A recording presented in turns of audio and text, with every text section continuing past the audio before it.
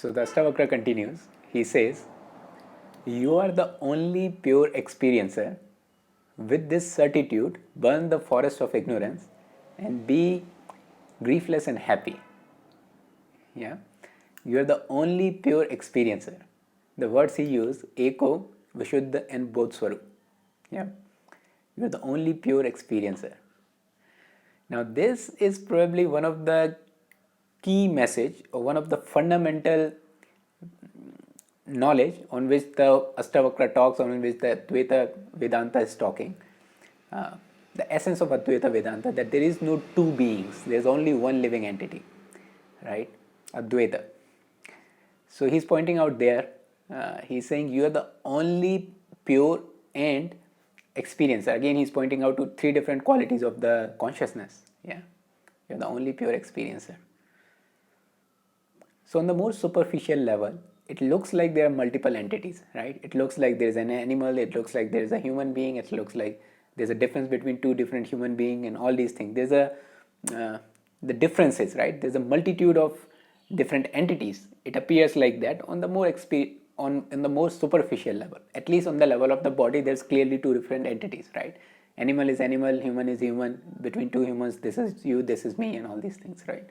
So clearly on the more superficial level, there is different entities going on. And Ashtavakra is not talking on that level. Yeah. If we go to another level, we'll see there is a different mind, right? The animal mind is different, human mind is different. Between the human mind, there's a different conditioning. I see the world differently, you see the world differently. And all this field of thoughts and emotion, basically, right? So Ashtavakra is also not pointing out there. He's taking us into another step deeper.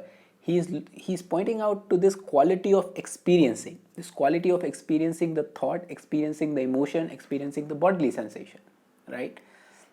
Now the thoughts and emotion can be different, the bodily sensation can be different, but the experiencer is experiencing it universally. That's what he's pointing out. At least on the more fundamental level we can see, at least on the more basic level we can see that what he's saying is that, or what he's pointing out towards is that this quality of experiencing these different things is universal, right? It is not that there is a different experiencer in you and there's a different experiencer in me and there's a different experiencer in the animal.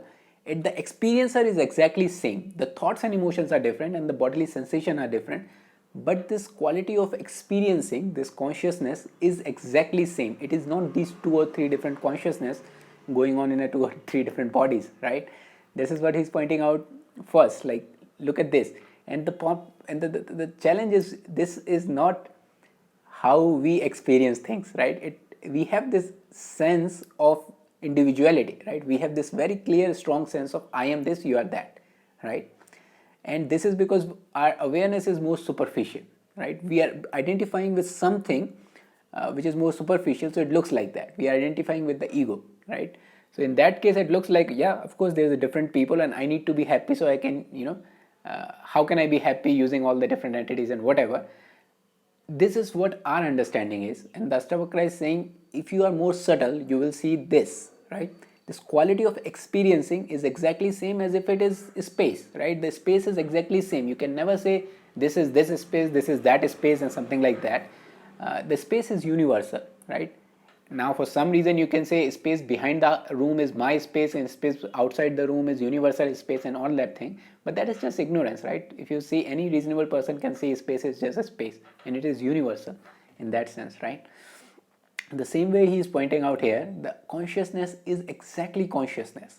This quality of experiencing is just experiencing, and that is universal, right? That is universal.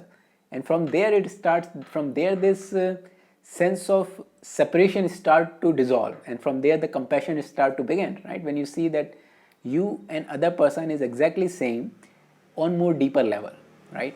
Not even like kind of same, or not even like similar, but he is saying you are exactly same. There's echo. There's only one entity who's experiencing through all these experiences, right? Quite a strong statement. And then he says that another property he mentioned here is that you are extremely pure. That experiencer is extremely pure, right? It is experiencing all these things, both Swarup. it is experiencing, it is getting these experiences, it is, like a experience come and it becomes like aware of experience, something like that. And that experiencer is extremely pure, right? The experiencer doesn't have any quality of like, I am the man, I am the son of that, I am father of that, I'm, husband.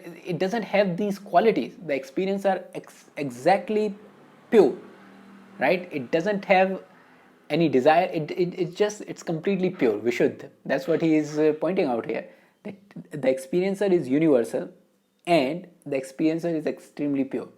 If you add anything on top of it, it will become impure, right? So if we if we take the experiencer and we say, I am the man, right? So we have added the impurity on top of it, right? Which was completely pure, we added impurity. Now it has become a man, right? Now I am the son of this, I am the husband of this, I am father of that, right? Again, we added more impurity on that, and now if we keep adding more impurity in that, this is what he's saying, forest of ignorance, right? This creates what we call the samsara in this context, or the forest of ignorance, right? We just added on top of, we keep adding impurities on top of it, on top of it, on top of it, and we end up in this forest of ignorance where nothing makes sense, right? We feel lost. And Ashtavakra is saying, with this certitude of knowledge that you are the only experiencer, you have nothing to do with anything else, you're the only experiencer and you're extremely pure, and this is available as an experiencer if you are willing to go through all the processes, right? So that is, it's beautiful, like how he can point out towards these things, that you are the only experiencer which is extremely pure, but because of your ignorance you keep adding impurities and lost in this forest of ignorance. And know this and be the griefless and be happy, right? Beautiful. Know this and be the griefless and be happy.